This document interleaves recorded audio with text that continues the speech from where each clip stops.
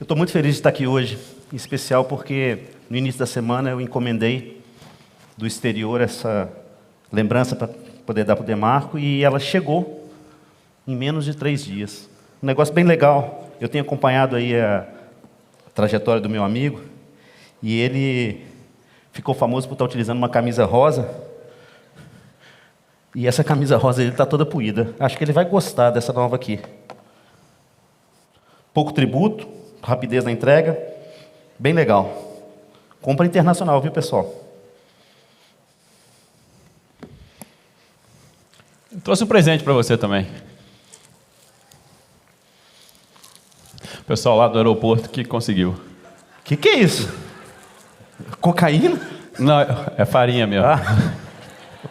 Você não quer dar para querer tudo também, né? Obrigado. Chega mais perto de mim aqui que a gente hoje está dentro de uma área restrita.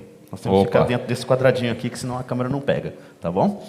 Pessoal, quantos de vocês já tiveram a experiência de fazer uma compra internacional, uma compra no exterior de sites eletrônicos ou de coisas dessa natureza? Levanta o braço, por favor. Fantástico. Bastante gente. Anualmente, mais de 60 milhões de brasileiros hoje têm acesso a esse tipo de compra. Mas quantos de vocês, de fato, fizeram uma declaração de importação, entraram no sistema, preencheram com dados, anexaram documentos e tiveram toda a trabalheira burocrática da realização dessa operação? Eu acho que os outros não levantaram porque nem sabem o que é uma declaração de importação. Exatamente. É porque a gente trouxe mudanças recentes na maneira de fiscalizar e de controlar o comércio internacional, na área de remessas, que transfere para terceiros a obrigação de fazer a declaração, a obrigação de informar o dado, a obrigação, inclusive, de recolher o tributo em nome de vocês. Esse programa tem um nome, né? Como é que chama? Remessa conforme, esse programa. Antigamente, antes do programa, do pessoal um pouquinho mais velho que eu, não tanto quanto eu. Eu não falei isso, mas enfim, não sei se o pessoal se recorda quanto tempo que levava uma encomenda dessas para chegar. Levava meses para chegar. E tinham 2 motivos que levavam meses para chegar. O primeiro é que você não tinha a quantidade de informações que a gente tem hoje. Isso era o antes. Então, a gente não tinha todas essas informações, e a gente vai explicar o que a gente faz com essas informações, e tinha um depois.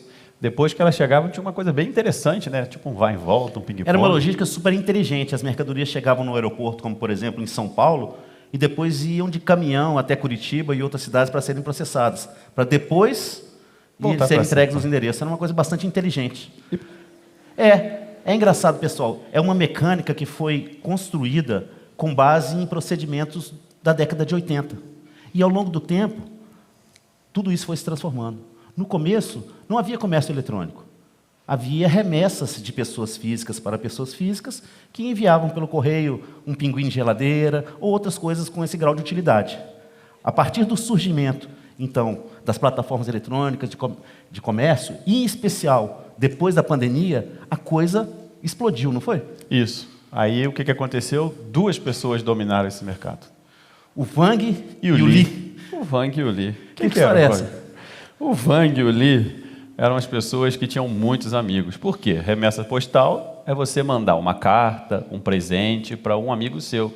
E isso era isento de tributação. Aquele negócio que todo mundo gosta de pagar, nesse caso não tinha, que são os tributos.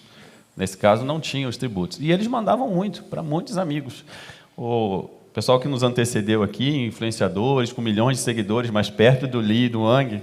Ninguém tinha tantos amigos. 14 milhões, 16 milhões, ao todo 30 milhões de pessoas eles mandavam presentes aqui para o Brasil. Muito queridos. Então, na verdade, ou é uma história de abnegação e de muito tempo, né? Porque para mandar 30 milhões de tipo encomendas... o Papai Noel do Oriente. Mas eles trabalhavam? Trabalhavam. Onde é que eles trabalhavam? Na verdade, eram responsáveis pela TI das plataformas. Era o Wang e o Li. Interessante. Então, dentro das plataformas, havia simulações de operações para parecer que elas não deviam pagar impostos. E isso confundia muita gente, porque tem gente que imagina que a tributação veio a partir do remessa conforme, quando, na verdade, ela sempre existiu para o comércio eletrônico, não é isso? Exatamente. O que o remessa conforme foi buscar informações que a gente não tinha.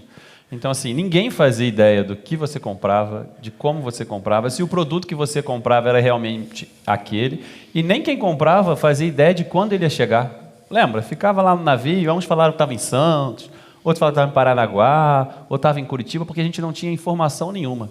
Então, o programa Remessa Conforme, na verdade, ele é uma junção de informações. O que a gente teve foi informação. Com informação, quando você entra no site lá, tem o tributo discriminado, tem o que você está comprando e você tem dados para a gente poder gerenciar isso. Desde que o programa começou, a gente já reteve mais de 2 milhões de encomendas. 2 milhões de encomendas de produtos que eram contrafeitos, fora da legislação, que oferecia risco à saúde, já foi retido. Diminuiu o tempo e aumentou o controle. Exatamente.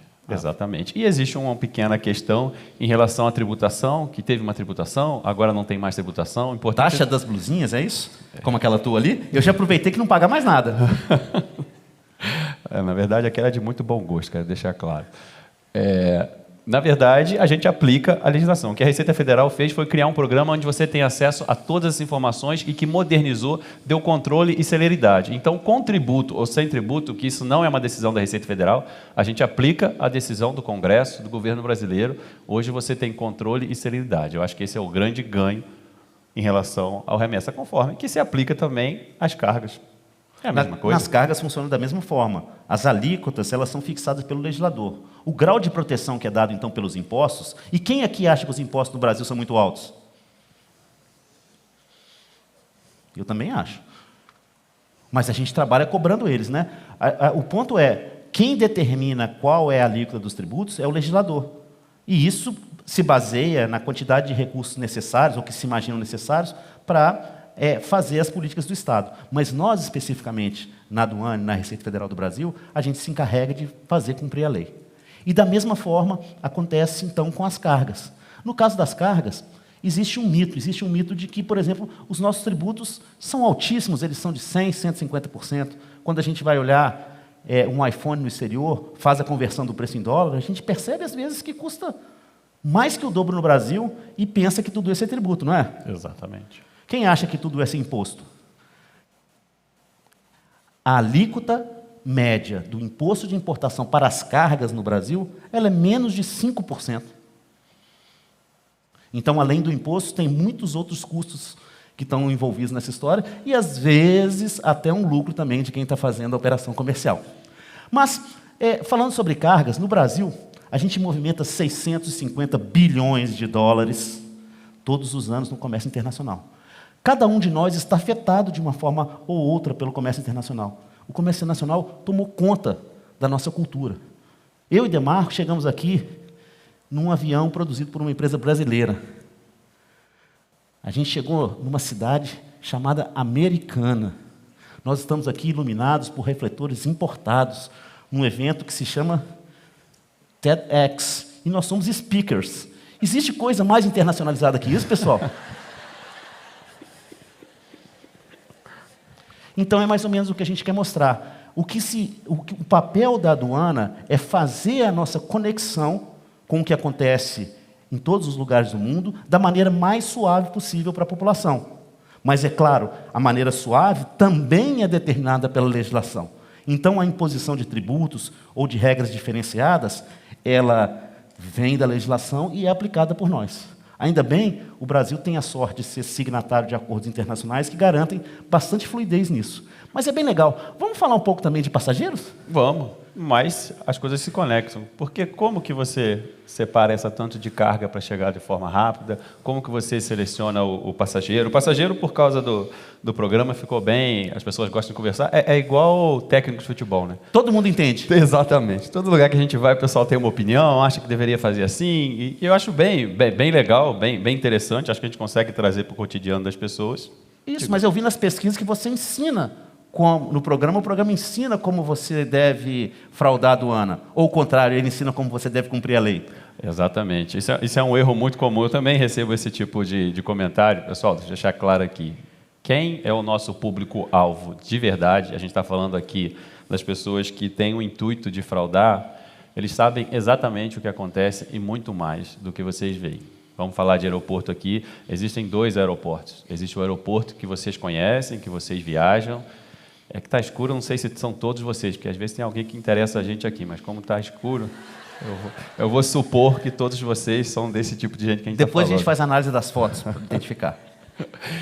Esse aeroporto que vocês conhecem, vocês não percebem nada que acontece. E existe um outro aeroporto, que é o aeroporto real. O aeroporto real, onde as coisas acontecem, onde muitos interesses são envolvidos, onde muito dinheiro está envolvido e onde a gente está presente para dar essa celeridade que o Fabiano mencionou agora, mas para dar segurança na viagem. 10 milhões de passageiros internacionais no Brasil todos os anos. Você confere em entrevista cada um deles? Claro. Ué, faço, mais ou menos. É quase isso. Na verdade, a gente entrevista 0,6% disso. E como é que a gente faz o controle, então, de todo esse pessoal entrevistando só 0,3%? Com análise de risco, com análise de dados. A gente faz troca de informações, inclusive com aduanas estrangeiras e todas as informações que a gente tem aqui. Lembrar que a Receita Federal tem a parte da aduana, que é a parte que eu e o Fabiano somos apaixonados, e tem a parte de tributos internos. A parte de tributos internos é aquela parte que todo mundo gosta de pagar os tributos, mas vamos focar na aduana. Essa parte de tributos internos tem muitas informações, então a gente consegue fazer um cruzamento de todas essas informações e determinar histórias. O que a gente faz não é selecionar pessoas. A gente lê histórias que os dados contam para a gente. E de vez em quando essas histórias são meio esquisitas. Por exemplo, há um mês atrás, a gente estava lá numa fiscalização e essa história contava que tinha um passageiro que não fazia sentido. A gente foi lá, botou a nossa roupa operacional lá, para ser um pouco mais respeitado, porque chega de terno assim, o pessoal não respeita muito, e vamos lá entrevistar o rapaz. E eram 3 viajantes. E quem assiste um pouco do nosso trabalho, acho que tem noção do que a gente está falando, não fazia muito sentido. E aí eu fui conversar com o rapaz para entender o que ele estava indo, para Dubai, renda baixa declarada, passagem comprada em cima da hora, não fazia muito sentido. Mas esse cara estava no 0,6, então já está preso. Já, mais ou menos, calma. Você é muito afobado, calma, respira. Vamos com calma. Vamos com calma, porque ele me explicou e tudo fez sentido, ou mais ou menos. Ele falou assim, doutor, eu não estou fazendo nada errado, eu estou indo para a Ucrânia. Eu falei, Ucrânia? Você sabe o que está acontecendo na Ucrânia? Exatamente, doutor. Eu vi uma oportunidade de mostrar as minhas habilidades. As suas habilidades? Aí ele, doutor, eu tenho muitos conhecimentos e essa é uma oportunidade de aplicar esses conhecimentos. Eu falei, mas você tem família? Ele, eu tenho 4 filhas, 4 meninas. A última está com 6 meses e a anterior tem 1 ano e meio. E você viu isso como uma oportunidade? Sim, uma oportunidade de eu aplicar meus conhecimentos, eu vou dar treinamento. Eu falei, ufa, você vai dar treinamento, está todo mundo tranquilo. Mas se surgiu uma grande oportunidade de eu ir para a linha de frente, é para lá que eu vou. Então, assim, a história dele não fazia sentido, continuou não fazendo sentido para mim, só que ele explicou por que de todas aquelas informações no sistema não batia. Como que o sistema ia desconfiar que alguém se voluntariou para ir para uma guerra para mostrar as suas habilidades?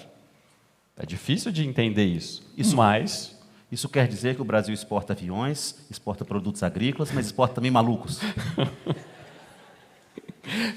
Eu acho que você não deveria falar assim, porque ele falou isso para mim. Ele falou, eu não sou maluco não, doutor. E eu não falei que ele era maluco. Mas, enfim... E esse sistema acerta sempre? Às vezes sim, às vezes também. Tem aquela história também que a mercadoria foi selecionada e o colega não sabia exatamente o que encontrar, mas sabia que tinha uma coisa errada. Isso acontece de vez em quando, né? Essa história não é assim. Esse sistema, lembra que eu falei? Esse sistema conta histórias. E às vezes a história você não entende o contexto, mas é uma história que não fazia sentido. Essa história aí, teve um colega que ia sair, o sistema de análise de risco apontou, esse viajante aqui não faz sentido essa história dele. Seleciona o colega para olhar. Esse colega, inclusive, é daqui de Sorocaba, pertinho. Espero que não esteja aqui, porque senão ele vai falar a mesma coisa de novo, mas vamos lá. Selecionou para olhar. E aí ele foi vistoriar e aquela história não fazia sentido. Olha a bagagem, não acha nada, e dentro de uma meia... A meia começa a se mexer. Quando ele puxou a mão, saíram cobras corais de dentro da meia. Então aquela história não fazia sentido, porque aquele viajante... ele fazia tráfico de animais silvestres. E é muito difícil, de algumas informações, você puxar esse tipo de informação. Mas o ponto importante é, aquela história não fazia sentido. O problema dessa história é que depois o colega ficou revoltado, que ele podia morrer, por que o pessoal não avisou isso para ele? E toda vez ele fala a mesma coisa. Se ele tiver, a gente vai escutar, eu podia morrer, vocês não me avisaram isso. Obviamente não foi avisado porque o pessoal não sabia, mas o que a gente está explicando aqui é que a gente faz todo esse controle com análise de risco e com histórias. Então as perguntas perguntam, o que eu preciso fazer para ter uma viagem tranquila? Nada. Se você é um viajante de bem, você não precisa fazer nada, você precisa arrumar suas coisas e viajar. E se você não é um viajante de bem, a gente espera com toda a força, com toda a vontade, que vocês deixem algum rastro para a gente. É isso aí. A gente pode dizer, então, que a gente não mexe só com droga, a gente mexe com um conjunto grande de coisas e que a gente tenta fazer das aduanas uma ponte para o desenvolvimento do país. Exatamente. Porque as fronteiras dividem. E as aduanas conectam. Muito obrigado, pessoal. Obrigado, gente.